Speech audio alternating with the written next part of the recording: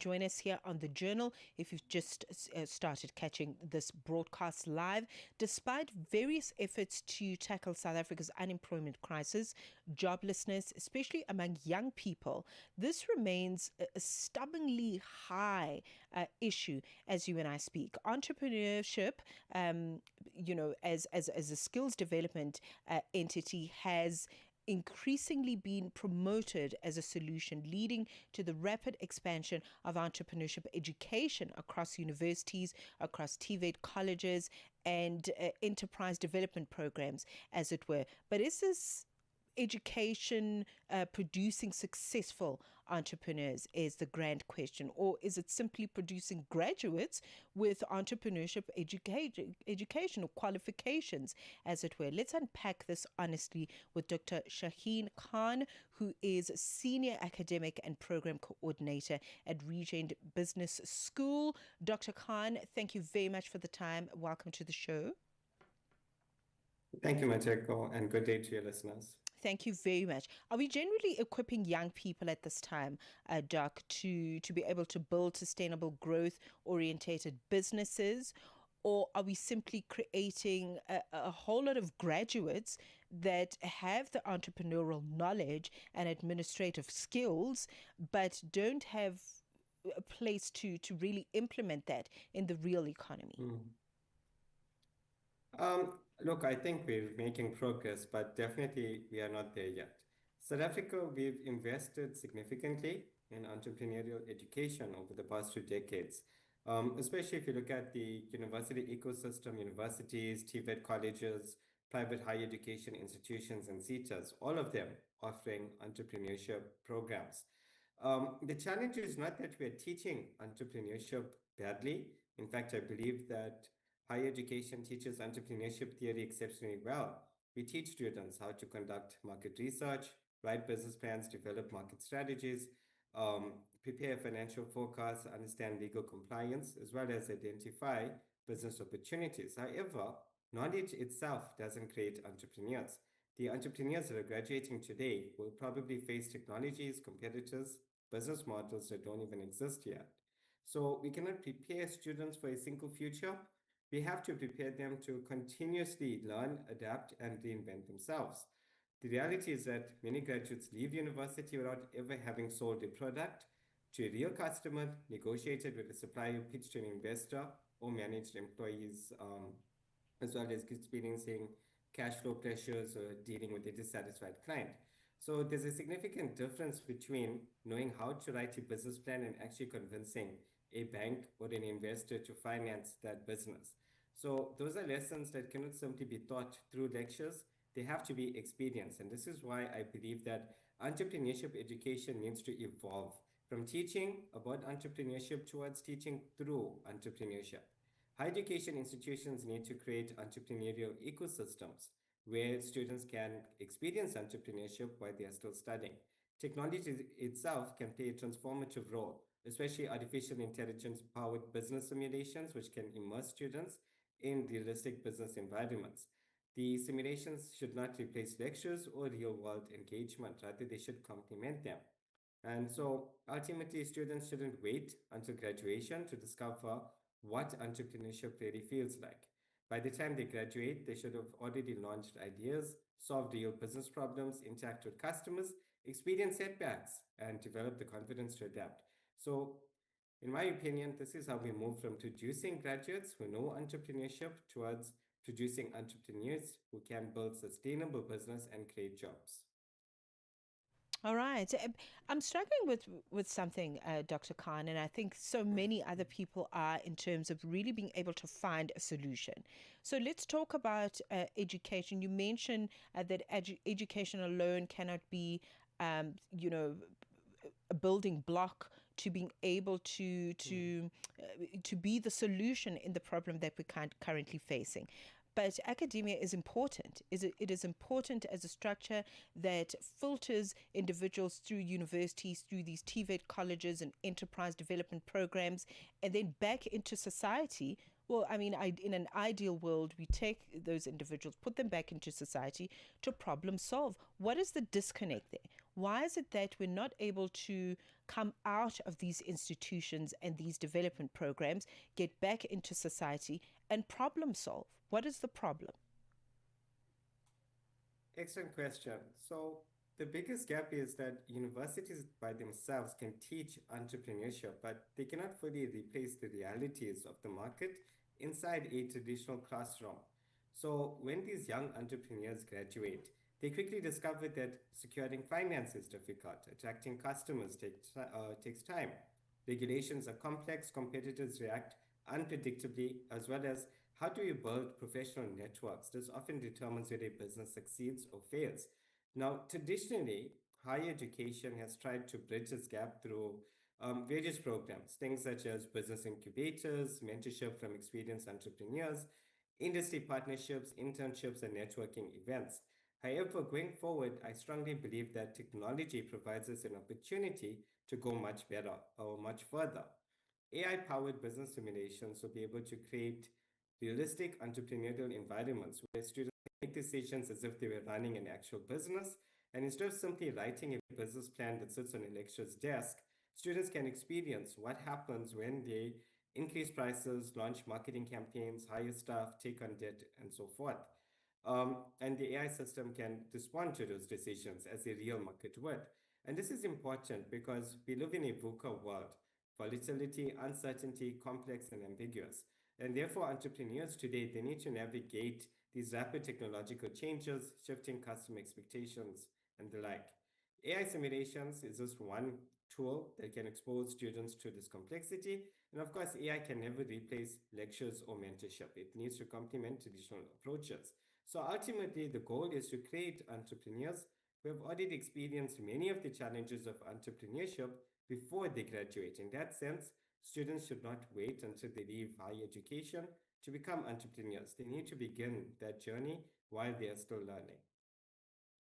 Right, 17 minutes into 11 a.m. Still on the line with Dr. Khan, who is a senior academic and program rather coordinator at Regent Business School. Dr. Khan, let's talk about. I saw a young person actually make quite a big remark saying you have a better chance in this country at starting a business than getting a job. That is how dire the situation with the job market is at this time. But when we look at things statistically, given South Africa's high rates of business failure, what do you think entrepreneurship education should be doing differently so that we're able to develop entrepreneurs that can actually adapt to this innovation that you mentioned and use the use of artificial intelligence, which also requires its own levels of literacy at this time to be able to build a business that can survive a few years down the line. Sure. So, look, South Africa's high business failure rate, it tells us that entrepreneurship education must prepare students for more than writing business plans or passing examinations. Markets change rapidly, technology evolves, and this is why entrepreneurship education needs to move beyond knowledge, transfer and focus on developing adaptive capability. Students need to learn resilience, critical thinking, innovation, problem solving, and decision making under uncertainty. They need to be encouraged to experiment, build prototypes, test ideas, receive feedback, pivot when necessary, and learn from failure in a safe learning environment. So, failure itself should not be viewed as the opposite of success. It should be viewed as part of the learning process. The most successful entrepreneurs really succeed because their first idea was perfect. They succeed because they continuously learn, adapt, and respond to changing market conditions. Therefore, entrepreneurship education should teach students how to think entrepreneurially rather than simply learn how to study entrepreneurship. It's no longer just about competitive advantage. Entrepreneurship has become a survival skill. All right, 19 minutes past 11 a.m. We continue the conversation looking at, South Africa's unemployment crisis and the joblessness that we're facing, but also how we can, promote the space of entrepreneurship education so that it can meaningfully pour back into societies and problem solve. Stay with us. Africa's young innovators are leading the AI revolution, creating localized language models and developing smart solutions for the continent's biggest challenges. Join Channel Africa webinar under the theme AI is here. Is Africa's broadcasting ready? Then, on Wednesday, the 12th of August, International Youth Day, come join us from 10 till 11 Central African Time. Connect with global leaders and digital pioneers shaping tomorrow. Book your seat now. Visit channelafricawebinar.com. Channel Africa, the African perspective. Look closer. Listen deeper. This is The Journal with Mateko Musito on Channel Africa. Perspective. All right, 20 minutes into 11 a.m. Thank you very much for streaming with us online, channelafrica.co.za, channel 802 on the DSTV audio bouquet. Should you wish to catch us there anytime, anywhere, we're available for you. Dr. Shaheen Khan is a senior academic and program coordinator at Regent Business School. Dr. Khan, I'd like us to look at perhaps some positives, if there are any, perhaps from the perspective of Regent as a business school. I mean, what are you seeing you produce, not only at a graduate level, but at an implementation level, where you're seeing your graduates get into, spaces of public administration and entrepreneurship and being able to make a difference there? Excellent question. So at Regent Business School, we've been experimenting with a variety of avenues, and there's no silver bullet to this. So I've been talking a lot about technology, and one of the strategic directives at Regent Business School is the use of immersion. Now, I did mention AI and incubators, but we have a variety of programs at Regent Business School that have been rethinking, re-innovating curriculum itself, reinventing curriculum to take on this challenge of entrepreneurship. We have a lot of networking. We've been experimenting with networking boot camps. We've got a variety of skill sessions that our graduates undertake as well. And there have been some success factors with this. Obviously, it's a work in progress. One of the things that we have inculcated into the curriculum is practical knowledge. So this is where we actually use technology to get students to run simulated businesses in real time, experience setbacks as well. And so we're noting a change there. And entrepreneurship is not just about creating people to start businesses. Something that's often forgotten is entrepreneurship. So entrepreneurship is sort of the opposite of this, where it doesn't mean that if you're working for somebody that you don't need to be an entrepreneur. You still need entrepreneurial thinking. And so sorry, I'm just looking for the word here, but basically in partnership with the employers of our graduates, we're looking at developing graduates that also can function in the business environment with entrepreneurial skills as well. Right. And are there certain methods that you can share with us at this time as to whether how do we measure? Sorry, I'm going to rephrase that a little bit. How do we actually measure whether entrepreneurship education is actually working? Are there systems that are being used at this time to gauge that? Sure. So look, at the moment, there's the traditional model. And so a lot of institutions celebrate things like enrollments, graduation rates, and student satisfaction. And look, these are useful administrative measures, but they don't tell us whether entrepreneurship education is actually creating entrepreneurs, whether it's really working. And so at Regent Business School, we believe that we need to ask questions like, how many graduates actually started businesses? How many of those businesses survived after 2 years? How many survived after 5 years? How many jobs did those businesses create? Did it attract investment, and did it generate revenue and contribute to the economy? And those are the outcomes that really matter. So if we continue measuring education by just classroom success alone, we're not going to know whether it's creating economic success. Okay. That's very interesting. And I'd like to get a sense of, I mean, if I am looking to reskill or upskill when it comes to my work in entrepreneurship, because I think that's actually a wonderful way to look at things, is that you can be employed, but you've really got to broaden your horizons. I mean, how do you recommend I start the journey to studying this work and being able to problem solve not only for my own business but for the greater good, as it were, and really build networks with other businesses and create a space where we can all thrive at the end of the day?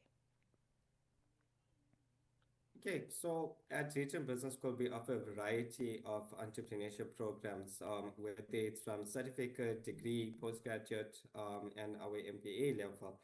Um, and one of the things that we would say that sort of sets Regent apart is the commitment that's driven to these entrepreneurship programs that we have, and we're constantly striving to innovate. So, as somebody that's looking in, you can go to our Regent website, www.regent.ac.za. Look at some of the programs that we offer there.